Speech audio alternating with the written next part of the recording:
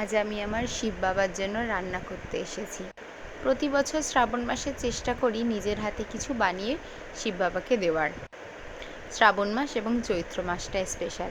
জানো তো, তোমাদের একটা ইন্টারেস্টিং কথা বলি। আমার বাংলা ডেট অনুযায়ী জন্মদিন হচ্ছে 17ই শ্রাবণ এবং শিব ঠাকুরেরও জন্মদিন 17ই শ্রাবণ। তো we are soulmates, we are sharing same birthday date. আগের বছর ক্ষীরের পায়েস বানিয়ে দিয়েছিলাম, কিন্তু ভিডিও তখন করা হয়নি।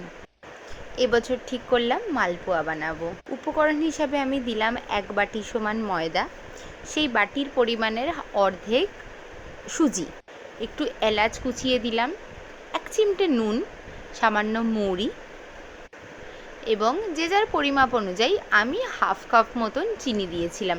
কেউ বেশি মিষ্টি খেলে আরও মিষ্টি, বা কেউ কম মিষ্টি খেলে কম মিষ্টি।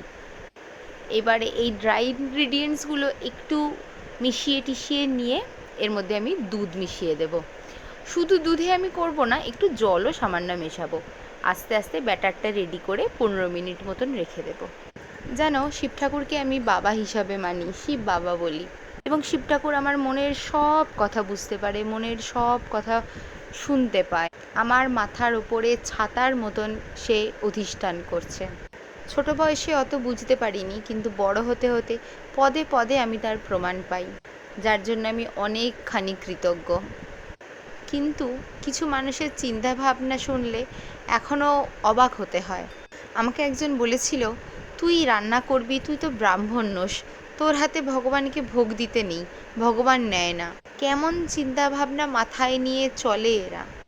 তারপরে মনে ভাবলাম, যাকগে, যে যার বিশ্বাস সে তার নিয়ে থাকুক। আমার বানানো ভোগ আমার শিব বাবা গ্রহণ করবে কিনা সেটা শিব বাবাই ঠিক করে নেবে।